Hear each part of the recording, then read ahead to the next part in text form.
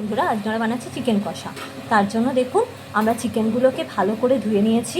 এর মধ্যে আমরা দিয়ে দিয়েছি দই, আদা, রসুন, টমেটো বাটা আর কুচি করে কাটা পেঁয়াজ আর সর্ষের তেল, আর আমরা দিয়ে দিচ্ছি হলুদ। এবার এগুলো আমরা সব একসাথে ম্যারিনেট করে নেবো। আমাদের এগুলো একসাথে ম্যারিনেট করা হয়ে গেছে। আমাদের তেল গরম হয়ে গেছে, এবার আমরা আলুগুলো ভেজে নেবো। বন্ধুরা আমরা আলুগুলোকে লাল লাল করে ভেজে নিয়েছি। এবার আমরা কড়াতে কুচো করে রাখা পেঁয়াজগুলো লাল লাল করে ভেজে নেবো। পেঁয়াজগুলো লাল লাল করে ভাজা হয়ে গেছে। আর আমরা এতে দিয়ে দেবো আদা আর রসুন বাটা, দিয়ে দিলাম কেটে রাখা টমেটো, আর দিয়ে দিলাম কাঁচা লঙ্কা। আমরা দিয়ে দিচ্ছি আন্দাজ মতো হলুদ গুঁড়ো, দিয়ে দিলাম কাশ্মীরি লঙ্কা গুঁড়ো,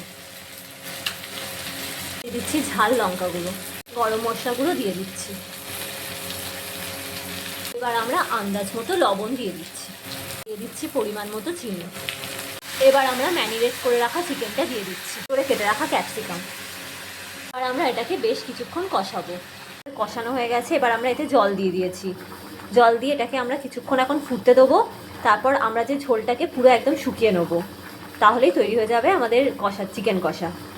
বন্ধুরা ঝোলটা একদম শুকিয়ে গেছে, তৈরি হয়ে গেছে আমাদের চিকেন কষা। আপনারা এটা বাড়িতে ট্রাই করে দেখবেন। বন্ধুরা আজকে আমরা ব্রেকফাস্টের জন্য দেখুন বানাচ্ছি ডিম পাউরুটি। তার জন্য দেখুন আমরা পেঁয়াজগুলোকে কুচিয়ে নিয়েছি, লঙ্কাগুলো কুচিয়ে নিয়েছি, আর তার মধ্যে আমরা ডিমটা দিয়ে দিচ্ছি। দেখুন আমরা ডিমগুলোকে ফাটিয়ে নিয়েছি।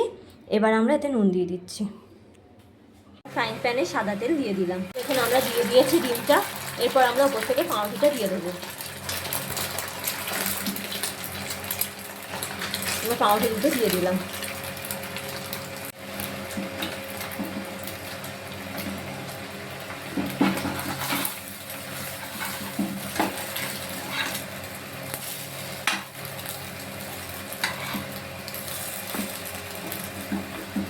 দেখুন তৈরি হয়ে গেছে আমাদের ডিম পাউরুটি।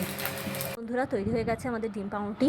এটা খুবই অল্প সময়, খুবই সহজ পদ্ধতিতে তাড়াতাড়ি তৈরি হয়ে যায়। এটা আপনারাও বাড়িতে তৈরি করে দেখতে পারেন। আর ভালো লাগলে প্লিজ লাইক, শেয়ার আর সাবস্ক্রাইব করবেন।